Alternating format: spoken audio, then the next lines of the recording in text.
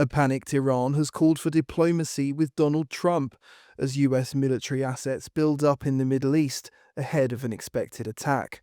On Thursday, speaking at the Board of Peace meeting on Gaza, Trump warned bad things will happen if Iran doesn't make a deal. Some very interesting meetings having to do with, as you know, Iran is a hotspot right now, and they're meeting, and they have a good relationship with the representatives of Iran, and, good talks are being had. It's proven to be, over the years, not easy to make a meaningful deal with Iran. We have to make a meaningful deal. Otherwise, bad things happen. But we have to make a meaningful deal. But they have a great relationship with the representatives of Iran. And we do have some work to do with Iran.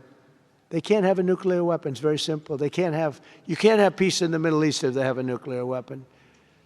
And they can't have a nuclear weapon. And they've been told that very strongly. The US president has given Iran, quote, probably 10 days to meet his demands on Iran's nuclear program. The Democrats and some Republicans have warned, however, not to take military action without congressional approval. Trump's press secretary said Iran would be wise to make a deal. Well, there's many reasons and arguments that one could make for a strike against Iran. The president had a very successful operation as commander-in-chief with Operation Midnight Hammer, as you know, as you just said, totally obliterated Iran's nuclear facilities. The president has always been very clear, though, with respect to Iran or any country around the world, diplomacy is always his first option, and Iran would be very wise to make a deal with President Trump and with this administration.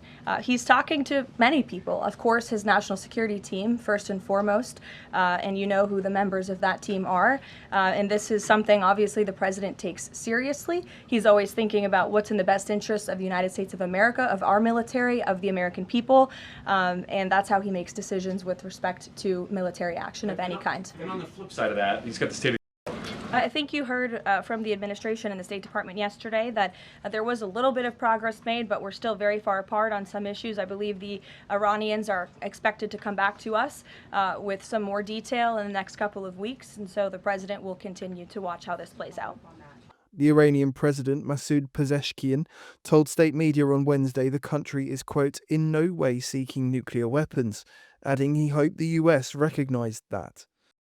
Ayatollah Khamenei posted to social media a warning on Tuesday that any US attempt to depose his government would fail, writing, "The US president constantly says that the US has sent a warship towards Iran. Of course, a warship is a dangerous piece of military hardware. However, more dangerous than that warship is the weapon that can send the warship to the bottom of the sea." US missile and aircraft struck 3 Iranian nuclear facilities in June last year, and the White House was reportedly discussing new attack options this week. American forces have been ramping up their presence in the region in recent weeks, including the deployment of the USS Abraham Lincoln aircraft carrier. However, it's understood the British government has not given permission for the US to use UK military bases to support any potential strikes on Iran. Keir Starmer reportedly blocked the US from using the Diego Garcia airbase to launch any strikes on Iran, prompting Donald Trump to angrily withdraw his support for Labour's Chagos Island handover to Mauritius. In capital letters on Truth Social, he urged, "Do not give away Diego Garcia." Appearing to ignore Starmer's protests, he wrote an attack on Iran from Diego Garcia may be necessary. In previous military operations in the Middle East, the US has used RAF Fairford in Gloucestershire and Diego Garcia in the Indian Ocean. Satellite images have also shown that Iran has reinforced military facilities. US President Donald Trump has lashed out at the Prime Minister's plan to hand Diego Garcia over to Mauritius. The government's Chagos Islands deal was described as a big mistake by the President on a post on Truth Social. And the US President's stance has changed several times since last year, initially in February. He said this.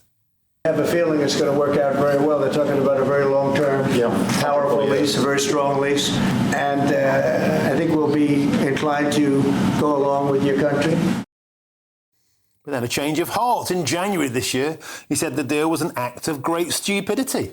And earlier this week, after a phone call with Keir Starmer, Donald Trump said the deal is the best he could negotiate. Well, I'm delighted to be joined in the studio by the spokesperson for the Friends of the British Overseas Territories. That's Robert Midgley. I'm delighted to be joined by the Conservative MP, Sir John Hayes. Gentlemen, welcome to the studio. It's a pleasure to have your company. Robert, let's start with you. The scenes of Misley Mandarin and his father arriving back in their homeland on a boat is the stuff of romantic dreams. And now the nightmare for Keir Starmer. The strategic importance of Diego Garcia roughly shoved into public view because of the impending war in Iran. The big question is this deal finally dead in the water? Look, and I think we have to look back at what this deal is based on. So on the 22nd of May 2025, the deal was brought to the House. The Defence Secretary made a statement and said this deal has to be done because of an imminent ruling from a court. He said that ruling would come from something called the International Convention of the Laws of the Sea. So that was the reason, or the basis, that the deal had to be done. And since then, MPs have been writing a series of ministerial questions to specialist ministers to ask them more about those details, about those little details, about the various defence that the government has been saying. So on Thursday, we had Sir John here, who wrote a question to an FCDO minister about Article 298. Article 298 is a defence mechanism that exempts military bases, military territories from any sort of sovereignty dispute. Yeah. So this is huge, and this could exempt the whole of the Chagos Islands from being handed over by Mauritius. So we had to ask, is Article 298 active? Does the UK still sign up to it? And we had that response in Sir John's message to say it is. So Sir John is, who I'm about to hand over to, is responding to that today. Yeah, there's a contradiction.